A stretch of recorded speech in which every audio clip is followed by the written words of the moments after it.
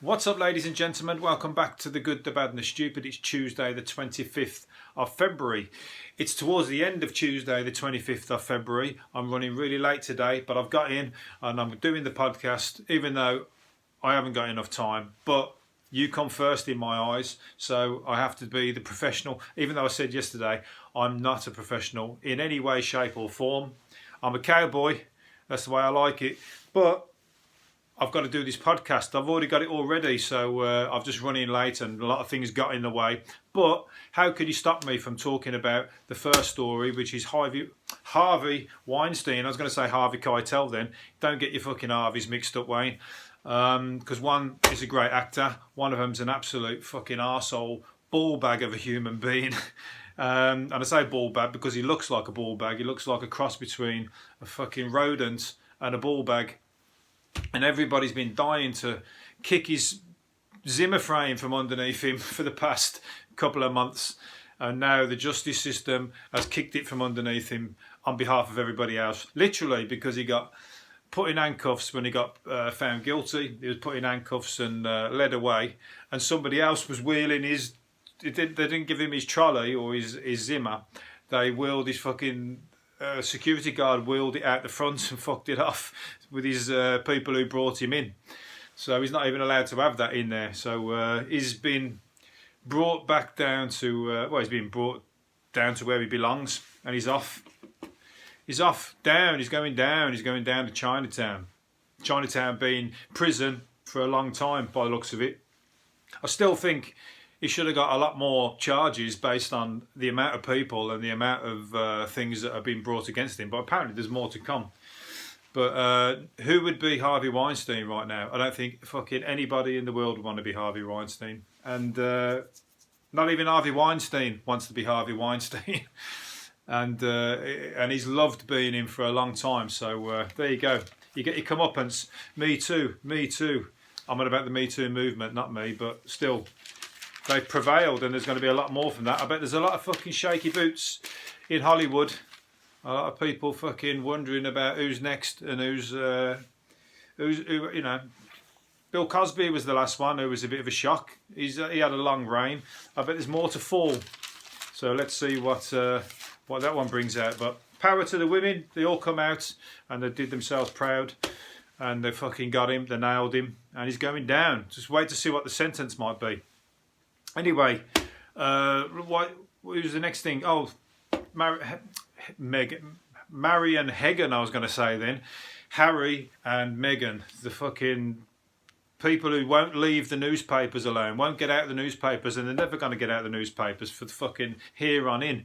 And they're talking now about they're going to be billionaires, which is high on their list of priorities, I imagine. Harry and Meghan are set to rake it in from... Here's the list, the road to riches, it's saying here. 50 million advance for their memoirs. And that is now. How many memoirs? That is for their memoirs as of now. They'll probably bring about fucking 3 or 4. They'll have more memoirs than Katie Price. And she's only 40 odd. She's had about 6, hasn't she? So that's just that for the advance. 3 million a year from investments. 3 million a year from film and TV. 2 million a year merchandise. 2.5 million a year Meghan's fashion line, 1.5 a year for podcasts, 1 million for modelling shoots, 800,000 per corporate speech, 85 grand per commercial Instagram post, 1.5 million a week VIP health and wellbeing retreats. So I'm bored shitless of these two already. I tell you what, they're making me sick already. I'm starting to dislike them. Nobody likes a smart ass. Nobody likes somebody who's going to be earning all that money for... That list of things is pretty much a list of next to fuck all, doing fuck all. They're not doing anything and they're making all that money. I tell you what, it sticks in my throat, it does. The hard-working citizen that I am. Hard-working, skint citizen that I am, but... there you go. Unsung hero is what I'm going to put myself in the category of. But, you know, they've got here podcasts. Check out this podcast and look how good this is for starters. 1.5 million a year for podcasts. They don't even do a podcast. They're going to set one up, kick off with 1.5 million a year. I haven't fucking got a brass farthing off this motherfucker. and it's fucking top of the pops, and you know it is. But we're going to get there. Don't you worry about that. On the back of your word of mouth and my brilliance, the only way is up, surely. But anyway, I'm never going to get in those kind of dizzying heights. But I couldn't, you know, I don't think I would ever listen to their podcast, read the book, watch whatever they're in, buy their clothes. So they're not going to get it from me. I'm all happy for them for being the brand. What's it called? The brand fucking extravaganza, which they're going to be. But I don't find them interesting really that much, to be fair. It's still fucking jobs for the boys and fucking, you know, the rich scratch the rich back. It's like, once you're up there, you're forever going to earn money. You just can't help it, can they? They don't even need it, that's the funny thing. Anyway, let's move on. I'm not bitter. I'm actually very, very supportive of them leaving the royal family. Fuck it, do your own thing. But you got to look like you're doing something worthwhile for your money, for fuck's sake. You can't just be giving it. People are just shoveling the money to them. Anyway, here's on to the next thing here. The top tips for a satisfying work life. I pulled this out because I knew I was going to be sounding quite miserable at that point. But many people will change jobs throughout their life. But finding the one that is really satisfying can be hard. I'm satisfied. I just need more money. That's what I need. Reflect on your career and pinpoint. These are top tips. Reflect on your career and pinpoint your purpose. Here's my purpose right here. I've reflected. This is where I'm meant to be. To find a boss. And I'm meant to be in some really shit, empty comedy clubs doing stand-up comedy where it's just more. There's more tumbleweed than there are audience members, paying audience members. Find a boss you can learn from. I'm self-employed. This is my, what's it called? This is my guru right here. Find a boss. Say yes to invitations. You never know who you might meet. So in the comments, send me some invitations. Tell me what's on offer. I've had none as yet, so let's see what that one brings. Pick a challenging career target. I want this #1 podcast and video. It's not all about the podcast. The videos are better, actually, to be fair. So if you're not watching the videos, get over to YouTube and see my miserable face saying what I'm saying. Adopt a strong work ethic. Hey, it's 11:30 at night right here and now. I've just ran home to do this podcast to make sure I do it on the right day, so I'm in the right frame of mind. That's a strong work ethic in my mind. And I haven't eaten yet, and I've got to have something to eat in a minute. Think in days and decades when planning your career. I've already been thinking, and I'm already years behind. I'm thinking of 3 years past, 4 years past, when I should have been in the money, and I'm still not. Something's gone wrong somewhere along the lines. Ask for help when you need it. It's not a weakness. No chance. I'm on my own. It's me, myself, and I. I can't. If I ask, I'm going to tell people that I'm doing shit, and I can't do that. I've got to still walk the walk. I still go out with the bling on. You walk with your head held high. What's it? Fake it till you make. Fake it till you make it. Sunglasses on, gold jewellery. You go look the business while the bailiffs are taking the shit out the back door. Prioritise self-improvement. Well, prioritise self-improvement. Yeah, well, I'm getting better every day. Anybody that's listened to the first podcast and listened to it now will only tell you this guy has gone from brilliant to fucking the best there is. Always aim for a role you love. Of course, I'm a comedian, I'm comedy, and I'm not very funny, but I love it, and that's the point. Even if it's not in the industry you plan for. Move if you stop loving the job. Don't worry about it. I love it. I love you. I love what I'm doing. It's all good. Things can only get better. It's all going to come. It's patience. That's what you got to wait for. Any job, it's patience. But I've done all the shit jobs in the world. I'm only jesting. I'm making fun. But I've done all the shit jobs, believe me, and I've left them all. So I've done all the office jobs. I've done sales. I've done it all, and I've left everyone. Or they've left me. Some of them have left me, but you know, it's tough out there on your own, but sometimes You work harder. You work harder when you do your own thing, even if it's for fucking less money. But still, you never know what's around the corner. The golden goose. I'm sure I've got a golden goose downstairs in the garage anyway. So I'm fucking edging my bets. Anyway, let's move on to something a little less or more. Less about me, more about what's going on in the world. Anyway. A hippo going to the service station. Let's lighten the fucking mood a bit. A hippo strolls into a petrol station in South Africa. Is it South Africa? St. Lucia in South Africa, yeah. Just rocked up into the service station. I don't know if he was going to fill up or whether he was going fucking... Hippos, they look docile, don't they? Apparently they kill more people than any other animal, from what I remember. But he's just, no one's going near him anyway. And he's big as any of the cars in the service station. So if he wants to go in the service station to get some food, he's going in the service station to get some food. He's going to go straight through the door and no one's going to stop him. But I think they just let him carry on. That'd be mad, that would, wouldn't it? Imagine if you lived in a place where a hippo just walks past. That's probably just standard for them. They don't fucking bat an eyelid. I remember the funniest situation I've ever had like that was when I was in a caravan in Australia, and there was a knock at the door, and I opened the door and it was an emu, and an emu was fucking knocking on the door, was tapping with his beak because he saw us come in, and that was funny as fuck to me. But 3 days later it was blasé. There was emus all over the town and they were just almost like walking down the street like people were, back and forth. Nobody batted an eyelid. So strange little place, Emu Town. So and then I made the mistake of feeding it or giving it something to eat, and then he kept coming back. Then it was tapping. I had to start ignoring the door then. So became a pest in the end. It was like first it was like all photographs and that, and all pally get a photo with the emu at the door. Next thing you know, it was like, oh, for fuck's sake, piss off, will you? You're getting on my nerves now. How can an emu ever get on your nerves? Have you ever watched Roddle and Emu? I'm sorry, but emus are fucking top entertainment through my childhood. And still now, if Roddle was still alive, he'd probably be my number one comedian or number one source of entertainment.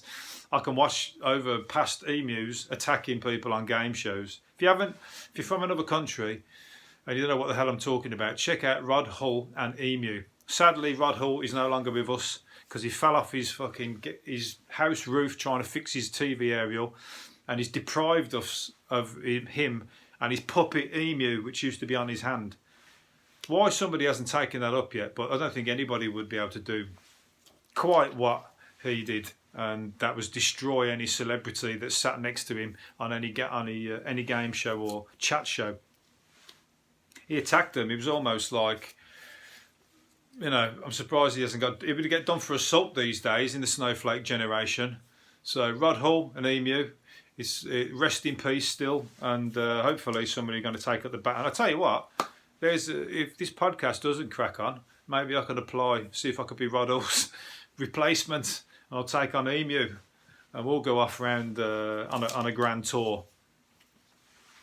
I don't mind attacking some. It's an excuse to punch somebody with the emu, isn't it? Because you can blame the emu, but everyone's like, no, you're fucking doing that with your fist, but she's inside the emu, you fucker.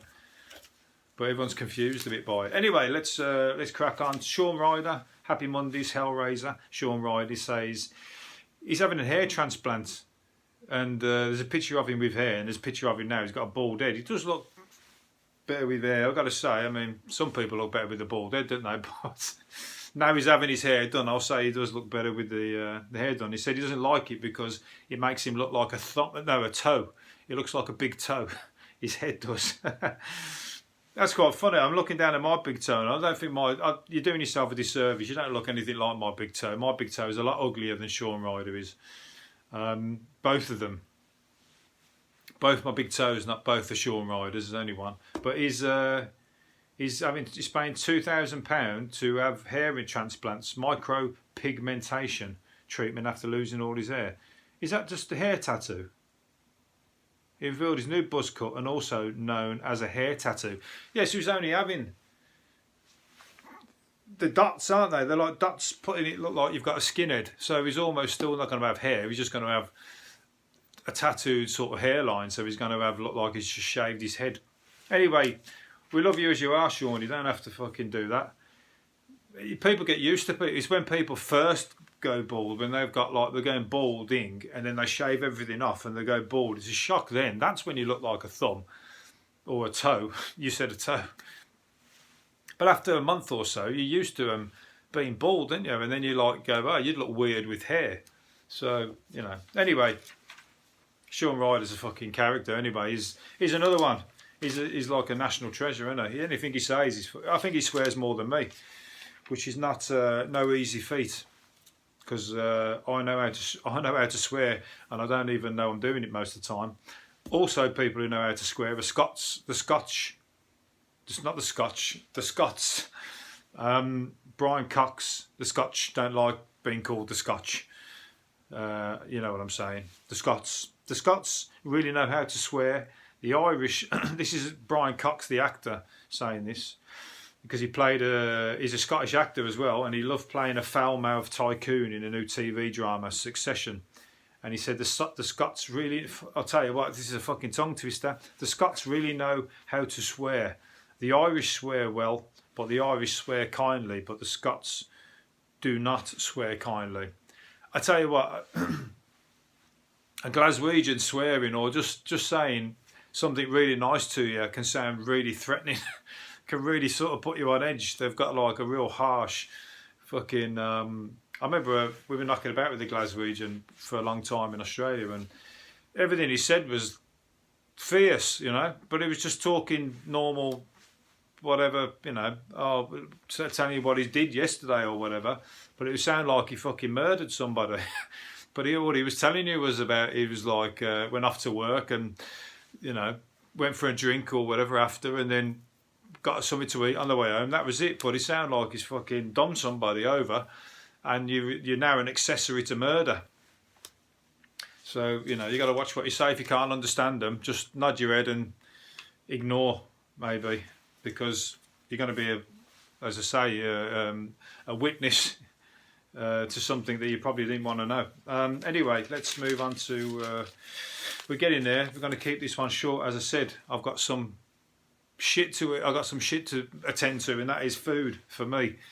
Because I've not eaten all day, and I'm going to become a stick of a man, thin.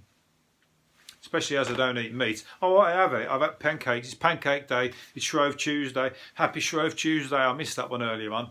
I've had pancakes, and I've had vegan pancakes because, as I've said before, I don't have dairy. I don't eat meat, and that. I'm not a vegan as such, but I'm close enough, I guess. But I had vegan pancakes, and it was oat milk mixed with flour. That was it.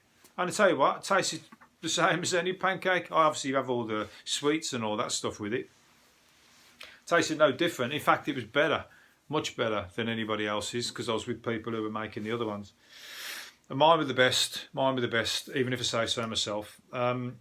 So try it. That's it. Piece of piss.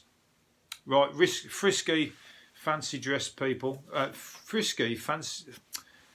Another tongue twister. Frisky, fancy dressers love a French maid in the bedroom, but they also crave getting dirty with a bin man, a poll reveals. Speak for yourself. This is the women, I imagine. I suppose there might be the odd man who fancies a bin man as well. But half the 2,000 adults in the Saucy survey said they like getting into character for partners. A fifth said they love a maid's outfit, closely followed by 14% who fancy the Playboy bunny. Around 11% like a firefighter's uniform, with the nurse coming fourth, but getting in the sack with a bin man was best for 3% of the dress-up devotees. Who's going to want to come home? Imagine if she came home and saw you dressed up as the bin man, all filthy dirty with a high-vis jacket on. Make it stink, pour the bin over your head, make yourself stink like fucking rubbish, and she's going to come in and start swooning all over the place and, like, you know, craving and like... panting and whatever else. I tell you what, you're never ever going to go to work again on bin day, are you? You're never going to trust them. You're never going to trust that situation. You're going to fucking be looking at them through the curtains and making sure, or park down the road, seeing what's going on. Could cause all sorts of trouble. Jealousy, it's not a good thing. So I think Bin Man is like, that's a new one on me. That's thrown a right spanner in the works. Because after stuff, you're not going to get walking down the street. I mean, Bin Man or Milkman, if she said anything like that, you ain't going to trust her again, are you? If it's things like that, you know, dressing up as a spaceman or some shit like that, stuff that are never likely to ever occur to come knocking at your door. But Postman, Milkman and Bin Man, I'm afraid, any of those, I'm afraid she's playing away and it's not safe. So set your traps, catch her out, you'll soon find out. But then again, you got to watch what you're asking for as well, because if it's after, you know, what else could you be dressing up? Frisky French maid, they've said, Playboy bunny. There are things that they're pretty much standard, aren't they? I don't know whether there is a woman who comes knocking at your door regularly. So she's safe. I'm afraid it's you that's got to watch out. Anyway, I think I've milked that one and I'm going to leave it there. Hopefully you've enjoyed it and I'm going to see you again tomorrow. See you later for now. Bye.